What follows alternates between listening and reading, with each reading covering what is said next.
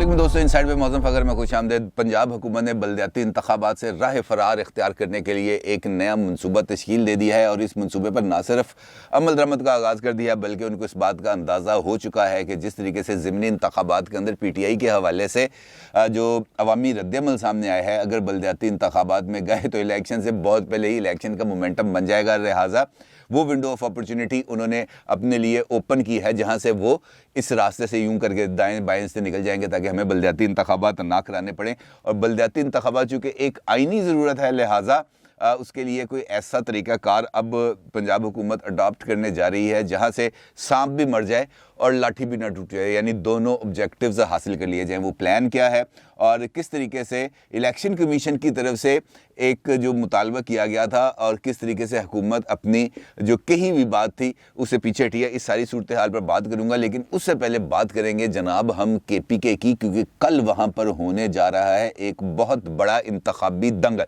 और इंतखाबी दंगल इस वजह से है कि KPK वो सूबा है जहाँ पर जो बिला शरकत गैर 2/3 मेजॉरिटी के साथ पाकिस्तान तहरीक इंसाफ की हुकूमत है। और इस हुकूमत के होते हुए वहाँ पर होने वाले बलदियाती इंतखाबात और ख़ास तौर पर कोर कमांडर पेशावर जनाब लेफ्टिनेंट जनरल फैज़ हमीद साहब की मौजूदगी के अंदर ये जो इलेक्शंस हैं ये बहुत ज़्यादा अहमियत हासिल कर चुके हैं, क्योंकि इतलात कुछ इस किस्म की भी मिल रही हैं कि जनरल फैज़ हमीद साहब भी कुछ थोड़ा सा पीछे हट गए हैं और एक अहम नोटिफिकेशन जो जारी किया गया था एक ख़ास मकसद के लिए, उस नोटिफिकेशन के ऊपर भी अब अमल दरामद रुक गया है, ये रोक दिया गया है। और इसके पसे पर्दा जो कहानी है वो भी मैं आपके सामने शेयर करूंगा। लेकिन असल मामला है KPK का और बलदियाती इंतखाबात के हवाले से। इनफैक्ट ये एक टेस्ट है कि इस वक्त PTI की ग्राउंड पोजीशन उसके अपने स्ट्रॉन्ग होल्ड के अंदर अब कैसी है। और ख़ास तौर पर जो मेयर पेशावर का इलेक्शन है उसके हवाले से तो बहुत ज़्यादा कंट्रोवर्सी डेवलप हो गई है, क्योंकि कल एक वीडियो बहुत ज़्यादा वायरल हुई है PTI के व्हाट्सएप ग्रुप्स के अंदर, जहां पर जो PTI के उम्मीदवार हैं मेयर के लिए रिजवान बंगश साहब,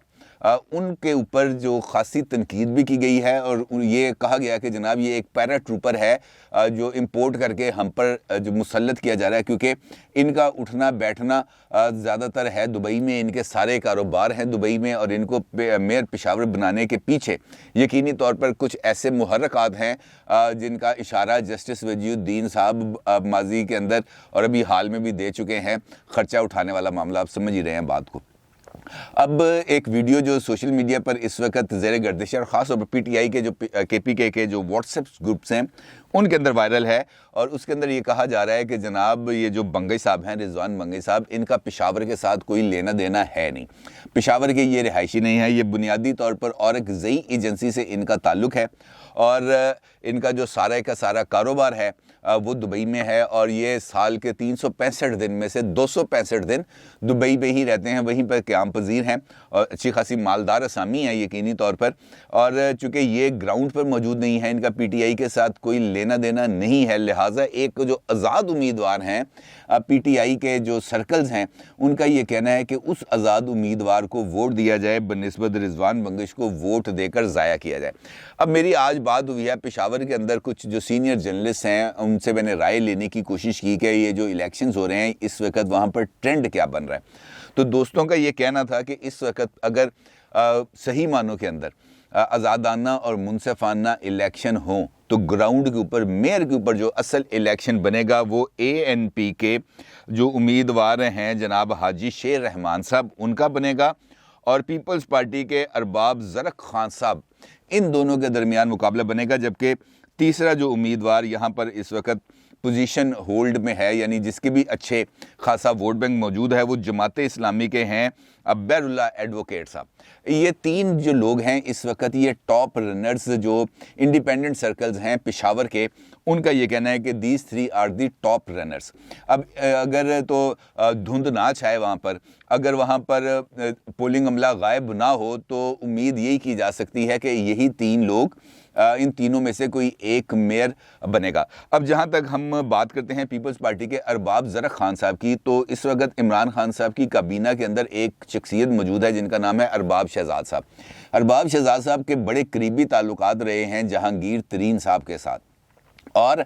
उनका एक जो फैमिली का जो बंदा है वो हैं पीपल्स पार्टी के अरबाब ज़रक खान साहब। अब वहाँ पर जो मैंने बात किया जिन लोगों से, उनका ये कहना है कि अरबाब शहजाद साहब अपने फैमिली मेंबर अरबाब ज़रक खान साहब की सपोर्ट कर रहे हैं, और इस बात का इम्कान पाया जाता है कि ये जो सपोर्ट की बुनियादी वजह है ये जहांगीर तरीन साहब के जो ताल्लुकात हैं अरबाब शहजाद साहब से, ये उसकी बेस के साथ बन रहे हैं, क्योंकि अरबाब शहजाद साहब भी किसी न किसी दौर में, अरबाब आलमगीर आपको याद है, ये वो तमाम लोग हैं जो पीपल्स पार्टी ये मूव करते रहते हैं, पीपल्स पार्टी से एएनपी से पीटीआई, जहाँ पर उनको पता चलेगा ये सूरज अब चढ़ने वाला है, ये उस तरफ रुजू कर जाते हैं। इसके साथ साथ एक दिलचस्प इंकशाफ ये हुआ है कि पीटीआई के जो सेनेटर हैं दोस्त मोहम्मद महसूद साहब, उनके साहबजादे हैं रियाज महसूद साहब। रियाज महसूद साहब इस वक्त कमिश्नर पेशावर की जिम्मेदारियां अदा कर रहे हैं, और उनको एक सोचे समझे मंसूबे के तहत कमिश्नर पेशावर तैनात किया गया है ताकि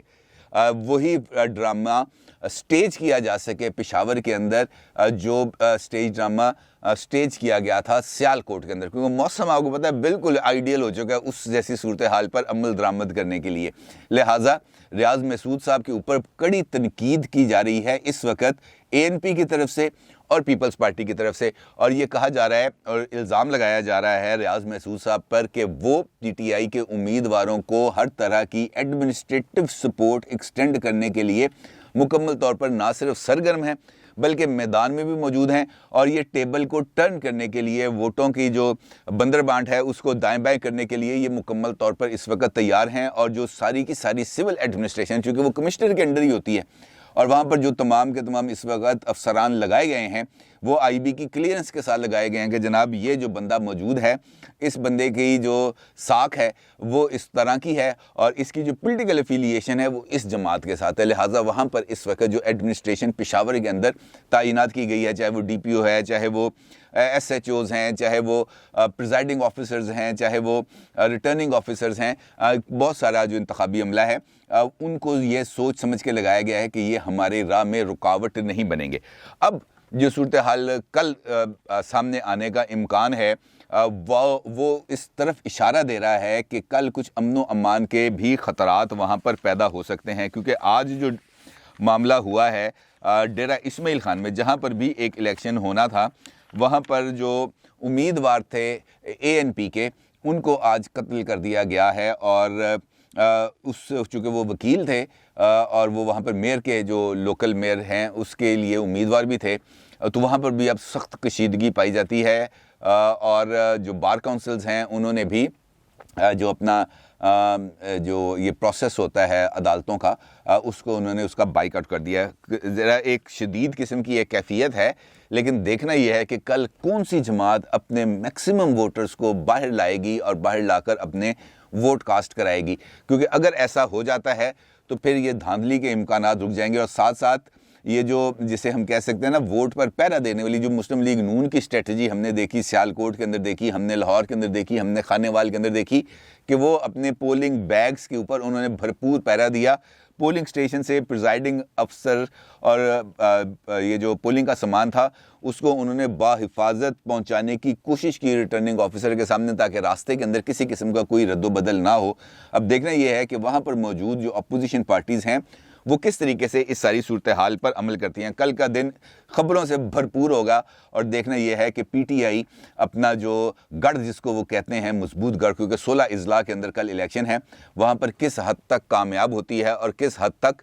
जो टेबल है वो टर्न होने के इम्कानात हैं। क्योंकि जो एक बैड गवर्नेंस, महंगाई, ये सारे जो टैग्स इस वक्त लगे हुए हैं, माफियाज, ये वो उनकी मौजूदगी के अंदर पीटीआई उतरी है इंतखाबी मैदान में, और देखना यह है कि इस इंतखाबी अमल के नतीजे में वो क्या लेके जाती है। दूसरी जानिब आपको याद है कि गवर्नर जो केपी के हैं शाह फरमान साहब, उनकी तरफ से एक नोटिफिकेशन जारी हुआ था कुछ अर्सा पहले, अक्टूबर में शायद, और इस नोटिफिकेशन के मुताबिक ये तय कर लिया गया था कि जनाब जो कोर कमांडर पेशावर होंगे वो तमाम के तमाम तरक्याती मंसूबों की निगरानी करेंगे और तरक्याती मंसूबों को पाए तकमील तक पहुंचाएंगे। और उन तरक्याती मंसूबों को पाए तकमील तक पहुंचाने के लिए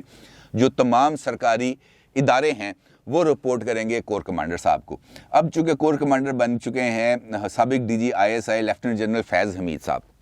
अब ये इतला मिल रही है कि जनरल फैज़ हमीद साहब ने یہ جو ترقیاتی منصوبے ہیں ان کی مانیٹرنگ کرنے سے اور ان کو آگے بڑھانے سے معذرت کر لی ہے، اور ان کا یہ کہنا ہے کہ یہ صرف میں ان منصوبوں کو دیکھوں گا، ان تمام کارروائیوں کو دیکھوں گا جو سابق فاٹا یعنی یہ جو ایجنسی ایریا تھے، وزیرستان، نارتھ وزیرستان، ساؤتھ وزیرستان اور ایگزائی محمد، اس قسم کی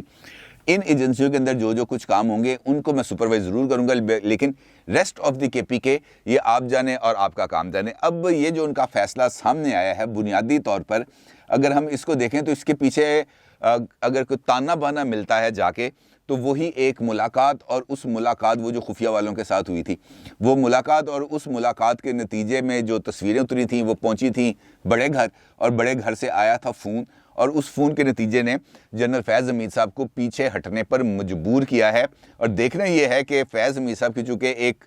جو قربت ہے وہ بہت زیادہ اس وقت مشہور ہے کہ ان کی پی ٹی آئی کے ساتھ ہے، مبینہ طور پر، سیفلی میں یہ بات آپ سے کہہ رہا ہوں۔ تو دیکھنا یہ ہے کہ کل وہ اس قربت کا اظہار کس طریقے سے ہوتا ہے، کیا وہ اس طرح کی مکمل سپورٹ کے پی کے گورنمنٹ کو، محمود خان صاحب کو اور ان کی لوکل ایڈمنسٹریشن کو دھند پیدا کرنے میں، دھند کے اندر عملہ لاپتہ کرنے میں، اس سارے معاملات میں ایکسٹینڈ کریں گے، یا وہ جو ہدایات آئی ہوئی ہیں ان ہدایات پر عمل کریں گے؟ اصل معاملہ اس بارے میں کل دیکھا جائے گا۔ اب چونکہ بلدیاتی انتخابات ہیں، پنجاب کے اندر بھی بلدیاتی انتخابات کو مارچ کے اندر کرانے کا ایک منصوبہ بنایا گیا، اور اس کے لیے پنجاب گورنمنٹ کی طرف سے ایک بلدیاتی جو قانون ہے اس کو بھی منظور کیا گیا۔ اب اس بلدیاتی قانون کے اندر ایک شک رکھی گئی ہے، اور وہ شک یہ رکھی گئی ہے کہ جناب پنجاب کے اندر جو بلدیاتی انتخابات ہوں گے وہ بذریعہ ای وی ایمز ہوں گے، یعنی الیکٹرانک ووٹنگ مشینز کے ذریعے، اور الیکٹرانک ووٹنگ مشینز کا استعمال انہوں نے لازمی کر دیا۔ اب یہ چونکہ ایک ایسا معاملہ انہوں نے کر دیا کہ مارچ میں الیکشن کرانے ہیں، اور مارچ سے پہلے پنجاب بھر میں الیکٹرانک ووٹنگ مشینز کی تیاری کے عمل کو نہ صرف مکمل کرنا ہے بلکہ الیکشن کمیشن کے حوالے کرنا ہے۔ اب الیکشن کمیشن نے اس ساری کا سارا یہ جو منصوبہ تھا، انفیکٹ یہ وہ منصوبہ ہے کہ نہ نومن تیل ہوگا، نہ رادہ ناچے گی، نہ مشینیں بنیں گی، نہ اس قانون پر عمل درآمد ہو سکے گا، اور نہ ہی بلدیاتی انتخابات کا انعقاد ہو سکے گا، کیونکہ آپ کو یاد ہے فواد چودھری صاحب خود آن ریکارڈ ٹی وی پر آ کر یہ بات کہہ چکے ہیں کہ پنجاب کے جو وزیر اعلیٰ ہیں وہ ڈرتے ہیں یہ جو بلدیاتی انتخابات کرانے سے، کیونکہ اگر وہ بلدیاتی انتخابات کرائیں گے تو یقینی طور پر ان کی ساری کارکردگی کا پول کھل جائے گا۔ اب الیکشن کمیشن نے اس ساری صورتحال میں ایک بہت زیادہ چالاکی کا کام کیا، اور انہوں نے انفیکٹ پنجاب گورنمنٹ کو برے طریقے سے ایکسپوز کر کے رکھ دیا۔ انہوں نے یہ کہا کہ جناب آپ ہمیں اس طرح کریں، الیکشن کمیشن نے ایک آرڈر جاری کیا، اور اس میں انہوں نے کہا کہ جناب ہم ایک پائلٹ پروجیکٹ کے طور پر اسلام آباد کے اندر جو ضمنی یہ جو بلدیاتی انتخابات ہوں گے ہم اس کو کرواتے ہیں ای وی ایم پر، اور وزارت سائنس اینڈ ٹیکنالوجی اس معاملے کے لیے ہمیں ای وی ایمز پرووائڈ کرے، اور وہ تقریباً 3500 یا 4000 کے قریب انہوں نے کہا جی آپ ہمیں ای وی ایمز پرووائڈ کریں، اور فوری طور پر آپ ہمیں 50 ای وی ایمز پرووائڈ کریں تاکہ ہم اس کے جو ٹیسٹنگ کے عمل ہیں یہ یہاں سے ہم آگے گزر سکیں۔ اب جو وزارت سائنس اینڈ ٹیکنالوجی ہے جس کو ہیڈ کر رہے ہیں شبلی فراز صاحب، انہوں نے ہاتھ جوڑ دیا، انہوں نے معذرت کر لی، انہوں نے کہا جناب میرے بس کا کام نہیں ہے، یہ ہم آپ کو الیکٹرانک ووٹنگ مشینز فراہم نہیں کر سکتے، اور اسلام آباد کے جو مکمل بلدیاتی انتخابات ہیں یہ ہم ای وی ایم پر کرا ہی نہیں سکتے، ہمارے ہاتھ بندھے ہوئے ہیں، کیونکہ اس کے لیے جو بہت زیادہ چیزوں کی ریکوائرمنٹ ہے وہ ہم پورا نہیں کر سکتے۔ وزارت سائنس اینڈ ٹیکنالوجی نے واضح طور پر کہا کہ بلدیاتی انتخابات کو الیکٹرانک ووٹنگ مشین پر کرانا ناممکن ہے، تاہم وفاقی دارالحکومت میں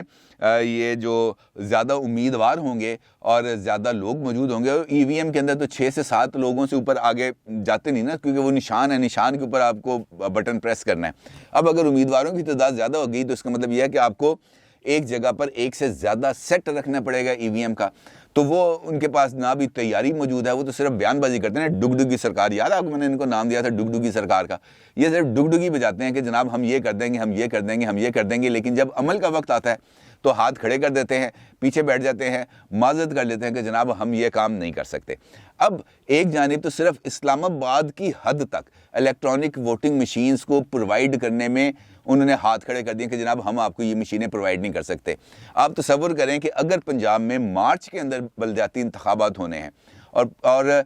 پنجاب کے اندر بلدیاتی انتخابات ہونے کا مطلب یہ ہے کہ یہاں پر ہزاروں کی تعداد میں آپ کو چاہیے ہوں گی الیکٹرانک ووٹنگ مشینز. تو آپ کا کیا خیال ہے کہ یہ جو شبلی فراز صاحب کی وزارت ہے یہ مارچ تک ہزاروں, مطلب ہم سیفلی کہہ سکتے ہیں کہ 15,000 الیکٹرانک ووٹنگ مشینز یہ پرووائڈ کرنے کی صلاحیت رکھتے ہیں, انہوں نے وہاں پہ بھی ہاتھ کھڑا کر دینے. اب چونکہ قانون کے اندر یہ بات لکھ دی گئی ہے کہ الیکٹرانک ووٹنگ مشینز کے ذریعے ہی ہوں گے بلدیاتی انتخابات, لہٰذا نہ نومن تیل ہوگا, نہ رادہ ناچے گی, نہ الیکٹرانک ووٹنگ مشین ہوگی, نہ انتخابی عملے کو ٹرین کیا جا سکے گا, اور نہ ہی لوگوں کو اس بارے میں تربیت دے کے کوئی نہ کوئی وہ جو T V campaign, media campaign چلتی ہے نہ وہ چلائی جا سکے گی, اور نہ ہی بلدیاتی انتخابات ہو سکیں گے. اور سیفلی